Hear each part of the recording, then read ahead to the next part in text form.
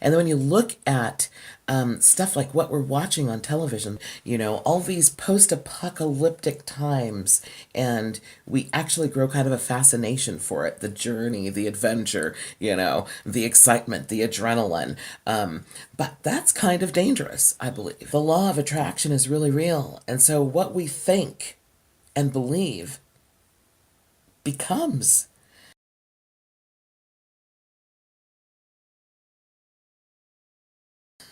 I don't know. I heard something about the ozone layer. I heard about that like a long time ago. But then I'm hearing that there is like a belt of radiation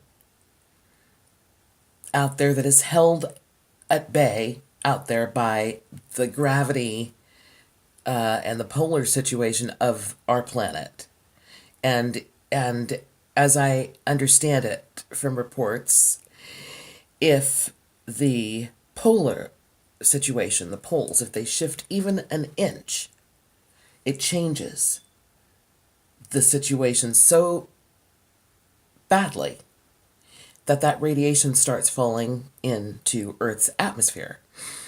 Some of that gets burned up on entry, but a lot of it makes it through. So I have a feeling that the chemtrails are about that. I have a feeling, this is just my sense, I don't really know, but my sense is that the chemtrails that have been going on for years and years and years are about keeping the radiation out.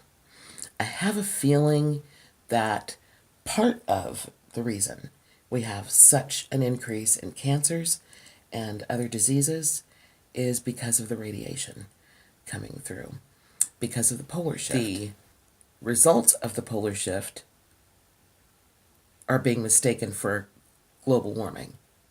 There are just things and conversation by scientists that make me feel like the polar shift thing is a probability more than just a conspiracy theory.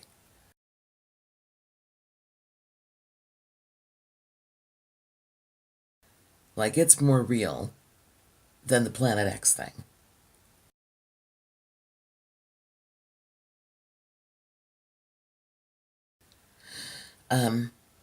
And so, even with that, I believe it's a war of the minds.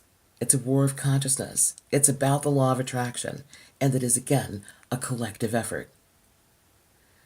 And I believe that the majority will win. So again, we're lucky as all get out that most people don't know what the hell I'm talking about with regard to these subjects.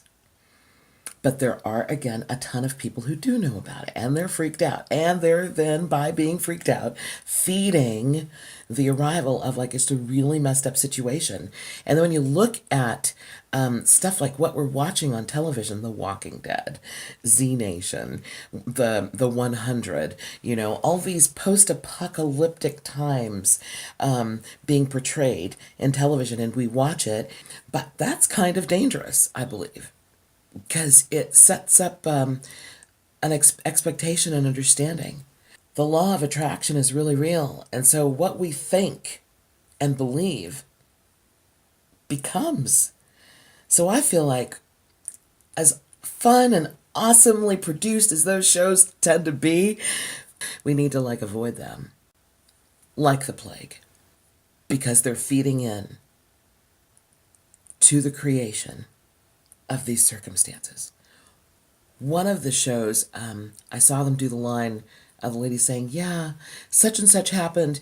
It was right before the dark summer, and it was or something like that, alluding to the Planet X thing going between the Earth and the Sun in this period of time when it's supposed to be like nighttime the entire time while the planet goes by. And during this time, too, a bunch of folks are not supposed to make it. And so we're watching these shows where at the end, zombies have happened or not, maybe not zombies. Like in the 100, there are no zombies, but the planet Earth has been just kind of mutilated by radiation and a bunch of stuff.